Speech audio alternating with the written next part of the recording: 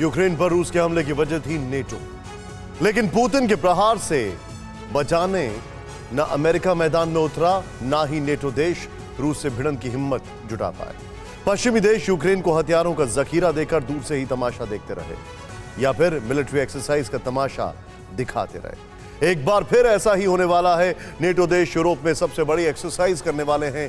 सवाल यह है कि यूक्रेन की तबाही देखकर अमेरिका और नेटो देश डर रहे हैं या विश्व युद्ध के खौफ से दुनिया को डरा रहे हैं।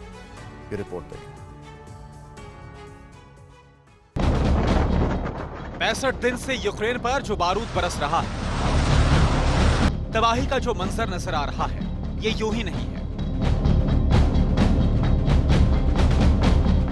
धमाकों से कांपती सरहदें, सहमते शहर, बारूद में सिमटी सफेद कायनात, पुतिन के आक्रोश हैं, ज़ेलेंस्की की जिद और नेटो की हद बढ़ाने का नतीजा है।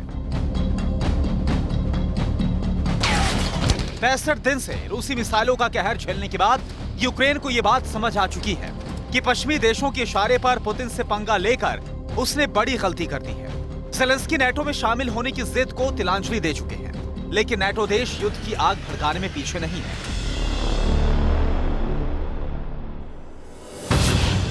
नेटो यूरोप में सबसे बड़ी मिलिट्री एक्सरसाइज करने वाला है।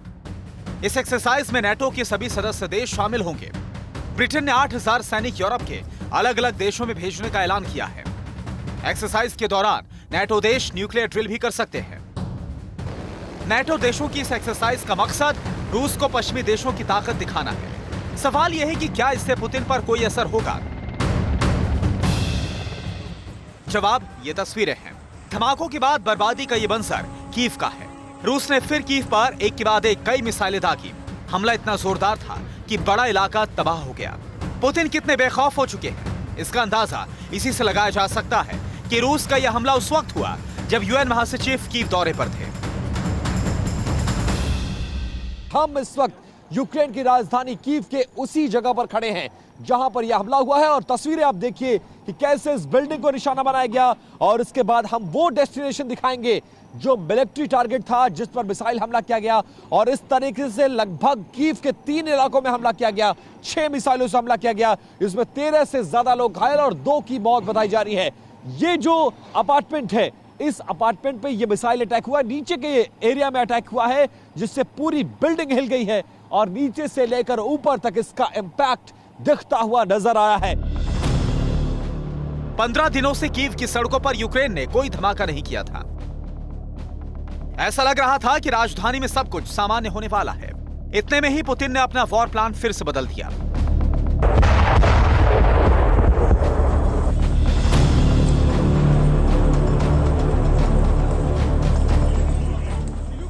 एक तरफ गुटेरेस और ज़ेलेंस्की हाथ मिला रहे थे, तो वहीं दूसरी तरफ पुतिन मिसाइल बरसा रहे थे।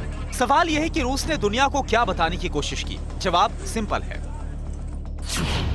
रूस ने बताया कि यूक्रेन के मामले में किसी का दखल बर्दाश्त नहीं। रूस किसी देश या अंतर्राष्ट्रीय दबाव में नहीं झुकेगा। सिर्फ बयान जारी करने वाला यूएन कमजोर संगठन है।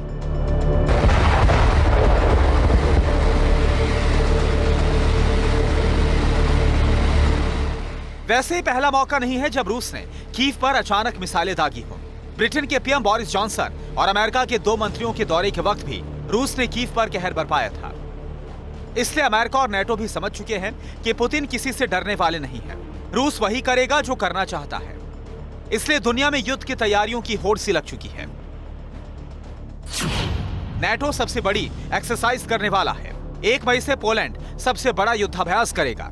चीन ताइवान के किनारे ड्रिल कर रहा है। ताइवान चीन से निपटने की तैयारी कर रहा है। नॉर्थ कोरिया लगातार मिसाइल टेस्ट कर रहा है।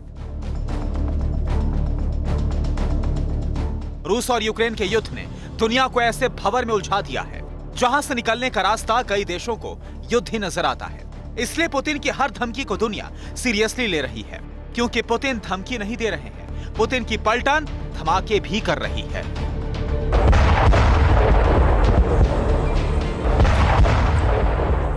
फिक्र आपकी, सोमवार से शुक्रवार रात 9 बजे सिर्फ TV9 भारतवर्ष पर।